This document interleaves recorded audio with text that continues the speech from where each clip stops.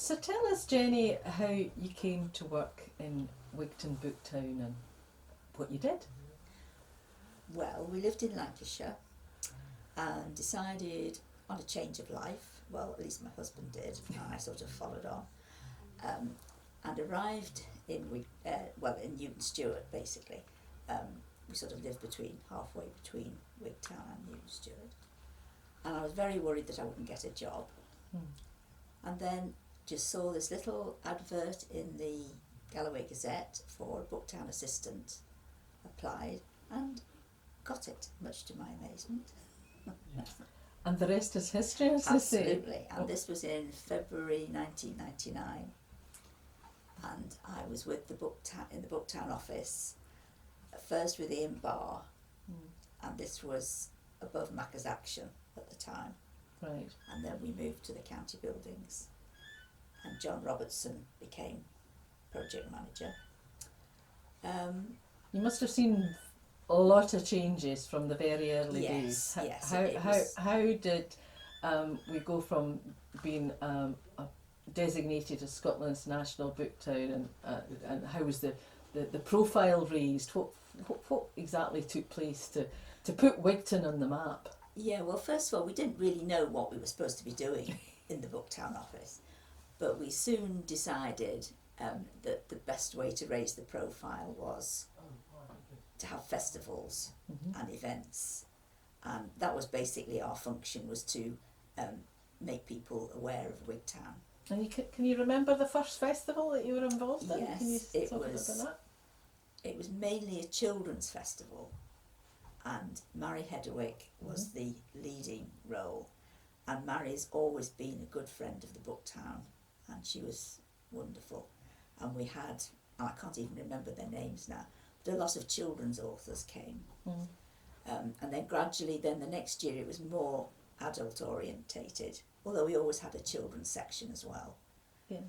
Alistair Reid had always been a good friend. Unfortunately, he's no longer with us. And he promoted us in the New York Times, and Wow. even people in America knew about us. So you'd gone from Macca's Action. Were you now in the county buildings? We were now in the county buildings before it was renovated, really. Complete with scaffolding? Yes, it was pretty dire. And I can't actually remember, we must have had to move out when they were doing it.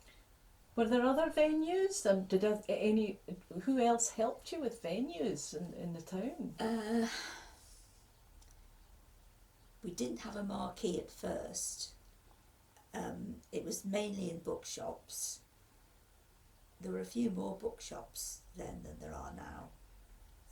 Did you venture out of Wigtown? Did you stray? No. What about Bladnoch? Did you not get Oh down yes, Bladnoch Yeah. was a good venue, and Raymond Armstrong was very, very Yeah. helpful to us. And we used to have not only literary events but also music, and for many years Betty brought Trim the Velvet to Wigtown every year. And in May 2000, something quite significant happened to the county buildings. Did you get quite a bit of money for? We got £1.9 million That's quite a bit of money for the renovation from the council, Historic Scotland, and I think it was called Scottish Enterprise in those days. Yeah, I don't know, it changed, yeah. But anyway, it was a tremendous amount of work done on it, and it's as it is now, and it was a beautiful building. There must have been great deal of excitement in the town, but were people always excited about the fact that it was going to, there was this book, there were all these bookshops and this new book festival started. I mean, how was it viewed?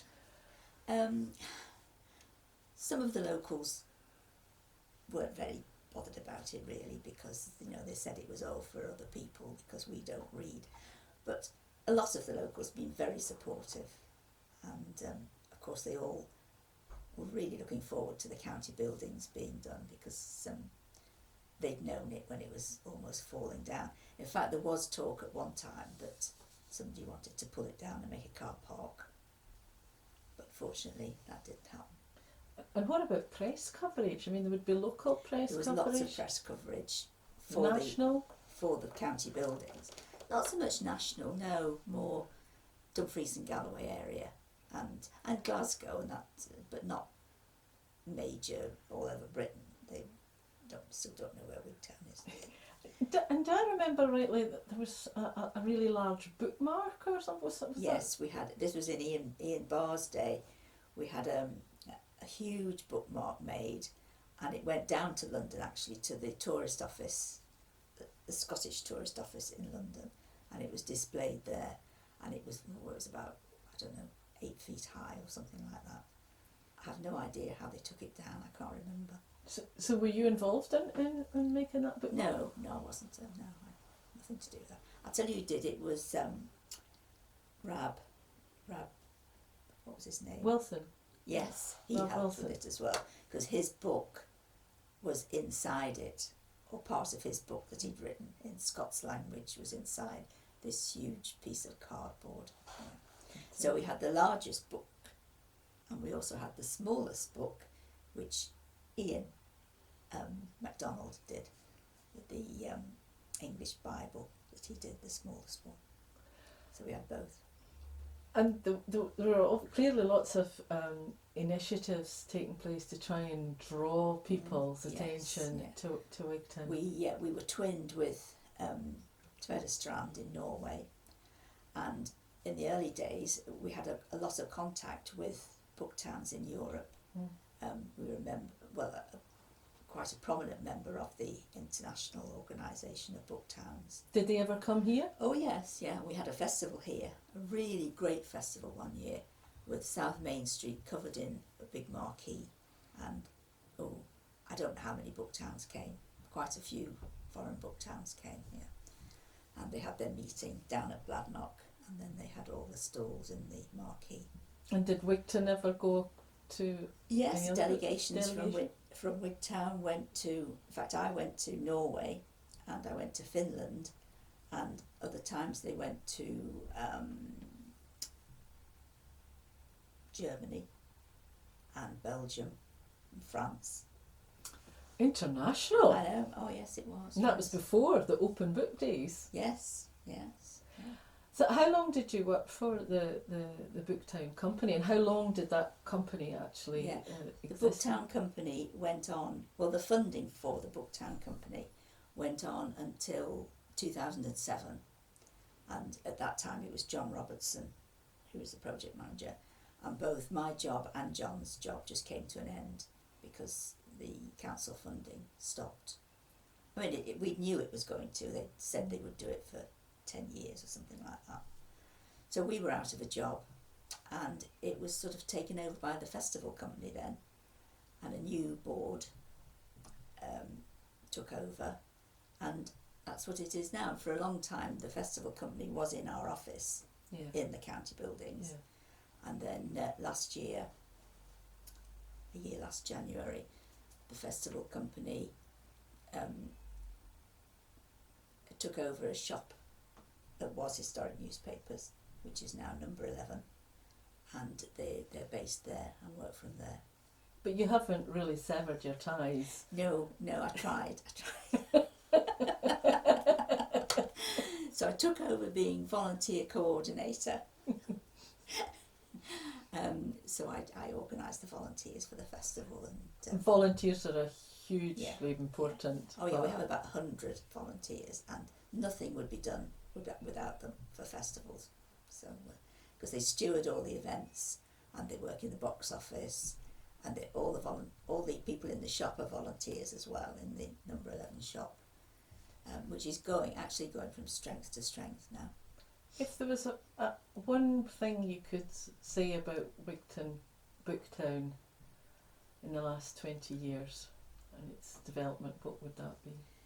The amazing growth of it when we first came. I mean, actually I first came here on holiday in 1976 when my children were small, and it was the pits. It was a ghost town, and to see it now, it's absolutely wonderful, especially during a festival when it's so alive and everybody's on the streets, you know, and it's wonderful.